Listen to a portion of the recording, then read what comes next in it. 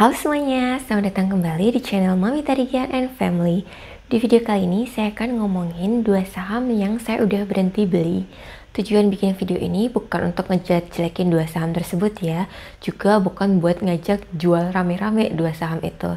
Tapi saya hanya ingin berbagi pengalaman dan kebodohan-kebodohan yang pernah saya lakukan dulu ketika baru mulai investasi saham.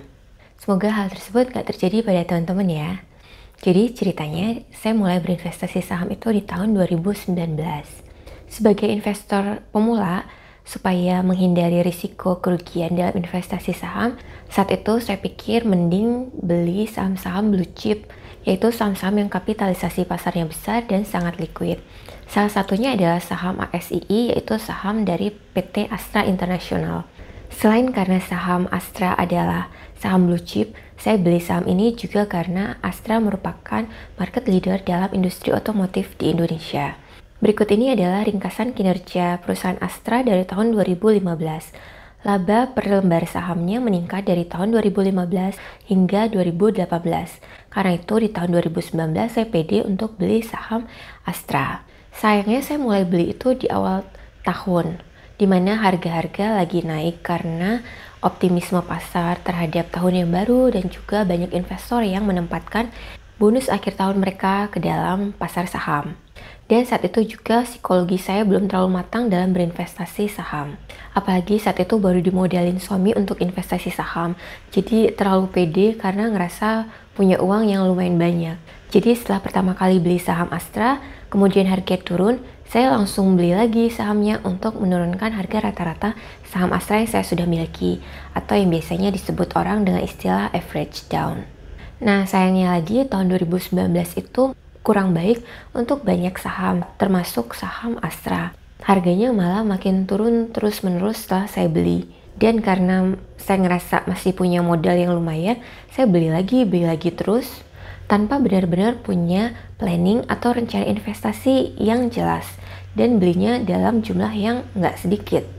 Akhirnya uang kami nyangkut di saham Astra sebesar 46 juta rupiah, dengan rata-rata harga per lembarnya sebesar 7.500-an rupiah. Setelah nyangkut sejumlah itu, saya nggak beli saham Astra lagi hingga saat ini.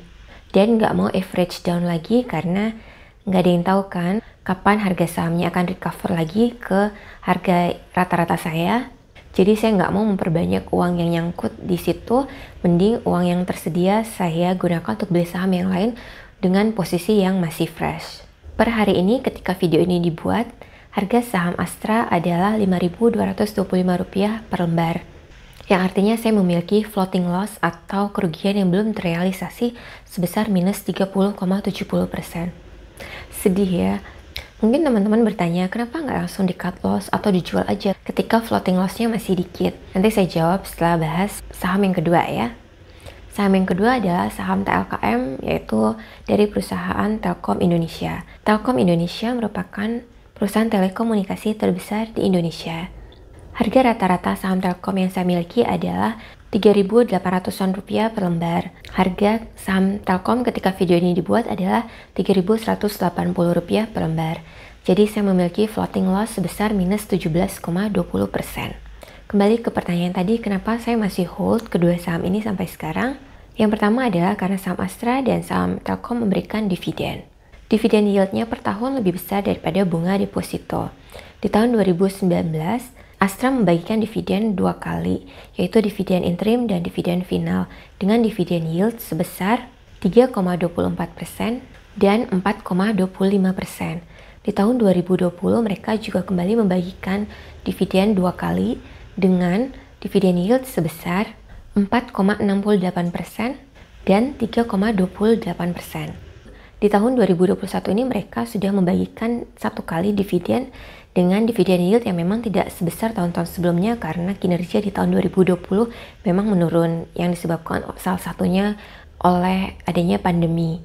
Dividen yield dari dividen yang sudah dibagikan di tahun 2021 ini adalah sebesar 2,21%. Semoga nanti dengan berakhirnya pandemi, perekonomian kembali pulih dan kinerja perusahaan Astra semakin meningkat sehingga dapat membagikan dividen yang kembali besar lagi.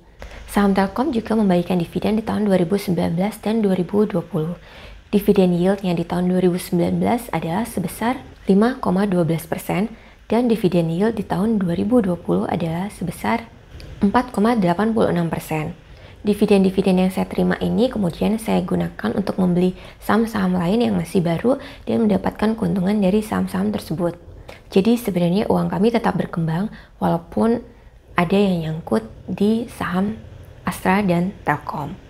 Alasan kedua kenapa saya masih hold kedua saham ini adalah karena saya masih yakin dengan fundamental dan prospek perusahaan Astra dan Telkom.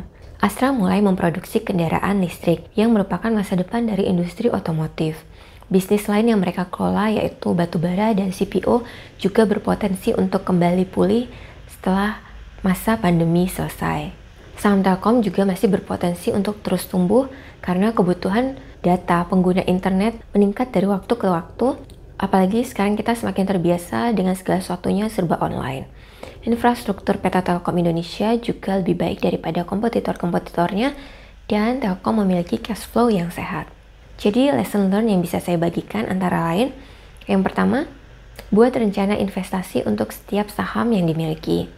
Tentukan batasan jumlah uang yang akan digunakan untuk membeli saham tersebut, atau tentukan berapa persen proporsi dari portfolio kita untuk dialokasikan ke setiap saham. Dan analisa dengan baik sebelum masuk untuk beli lagi ketika harga sahamnya turun. Jangan sampai harga sahamnya turun-turun terus dan kita beli terus, itu sama aja dengan seperti menangkap pisau yang jatuh. Yang kedua adalah batasi atau hindari membeli saham di awal tahun. Seperti yang saya sampaikan tadi, di awal tahun harga-harga saham cenderung meningkat, sering disebut sebagai January effect. Nggak selalu terjadi di tiap tahun memang, tapi sebaiknya dihindari. Atau kalaupun mau beli di awal tahun, sebaiknya beli dalam jumlah sedikit agar nanti gampang untuk average down-nya. Yang ketiga, beli saham dalam jumlah sedikit demi sedikit, jangan langsung masuk dalam jumlah yang besar. Dan yang keempat, gunakan kepala dingin ketika mengambil keputusan dalam berinvestasi saham. Jangan biarkan emosi ataupun perasaan ikut terlibat ketika kita mengambil keputusan dalam berinvestasi saham. Apakah teman-teman punya lesson learn juga dalam berinvestasi saham? Yuk bagiin di kolom komentar di bawah ini supaya saya dan teman-teman lain yang nonton video ini juga bisa sama-sama belajar. Terima kasih sudah menonton video ini. Sampai jumpa di video berikutnya.